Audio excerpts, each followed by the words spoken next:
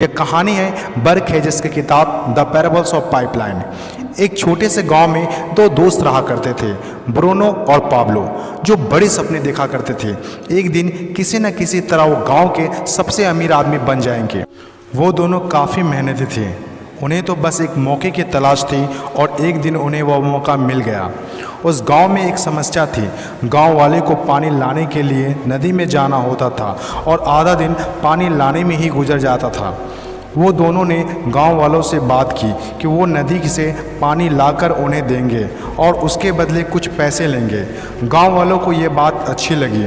अगले दिन दोनों ने एक एक बाल्टी पकड़ी और नदी की तरफ चल दिए कि हर बाल्टी के लिए 10 रुपये दिए। ब्रूनो बहुत खुश हुआ, लेकिन पाब्लो को इतनी ज़्यादा खुशी नहीं थी। पाब्लो को बाल्टी ढोने की वजह से उसके पीठ में दर्द हो रहा था और हाथों में छाले पड़ गए थे। अगली सुबह फिर से उन्हें ढोने की बात सोचकर ही दहशत हो रही थी। पाब्लो ने नदी से गांव तक पानी लाने का एक अच्छा आइडिया सोचा। जब अगली सुबह दोनों अपनी अपनी बाल्टी उठाकर जाने लगे तो पाब्लो ने कहा, ब्रूनो, मेरे पास एक आइडिया है। चंद सिक्कों के बदले मैं दिन भर बाल्टी ढोने की वजह क्यों ना हम नदी से गांव तक पाइपलाइन बना दें। ब्रूनो ने कहा, पागल, हमारे पास एक बेहतरीन नौकरी है, अच्छे पैसे भी मिलते हैं जिससे हम जो चाहें खरीद सकते हैं। अपनी पाइपलाइन के आइडिया को दिमाग से निकाल दो। लेकिन पाब्लो इतनी आसानी से डिमोटिवेट होने वाला नहीं था।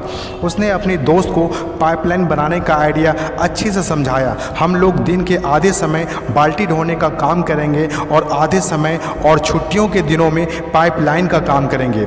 ब्रूनो ने पाब्लो की बात नहीं मानी। पाब्लो जानता था कि पथरीली ज़मीनों में पाइपलाइन बनाना आसान नहीं होगा, लेकिन पाइपलाइन बनने के बाद जो मिलेगा उससे वह इंस्पायर होकर काम करता रहा। जब पाब्लो अपना पाइपलाइन बनाता था तो गांव वाले उसकी मजाक उड़ाया करते थे, ये देखो Pablo the pipeline. Bruno Pablo से 2 गुना काम कर रहा था, इसीलिए वह 2 गुना पैसा भी बना रहा था। पहले कुछ महीने तो पाब्लो की मेहनत का कोई फल नहीं दिख रहा था, लेकिन पाब्लो खुद को बार बार याद दिलाता रहता कि कल के सपने आज के त्याग से ही होते हैं, और आखिर में वही हुआ जो होना था। पाइपलाइन बनकर तैयार हो गया। अब पाब्लो सोता था तो भी पैसा आता था, नहाता था तो भी पैसा आता था, खाता था तो भी पैसा आता था, वह कहीं बाहर घूमने जाता था तो भी पैसा आता था। जितना ब्रूनो ने 3 साल में कमाया था उतना पाब्लो ने 3 महीने में कमा लिया। गांव में जितना पानी बहकर जाता था, पाब्लो के जेब में उतना ही पैसा बहकर आता था। और मेरे हिसाब से direct selling business is the best opportunity. इस कहानी से हम 5 बातें सीखते हैं। पहला, विज़न का होना। विज़न सबके पास नहीं होता। विज़न जो आंखों से नहीं सोच से देखी जाती है। इस दुनिया में 5% लोग के पास ही विज़न होता है और वही इस दुनिया में कुछ बड़ा करते हैं। दूसरा, सबसे इम्पोर्टेंट, जब भी आप कुछ हट के करेंगे तो लोग आपका मजाक उड़ाएंगे, ठीक उस पाब्लो की तरह। तीसरा, लगातार काम करना। विज़न पर काम करना आसान नहीं होता है। इसमें ज़बरदस्त फोकस के साथ तब तक काम करना होगा जब तक आप उसे कंप्लीट ना कर ले। चौथा, खुद को इंस्पायर करना।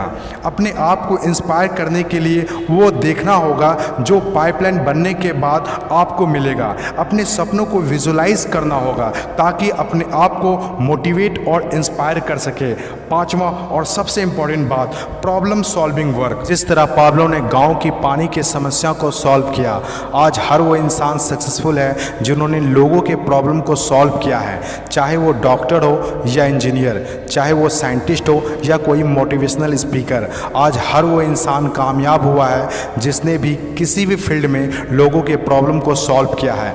और डायरेक्ट सेलिंग बिजनेस भी ऐसा ही है।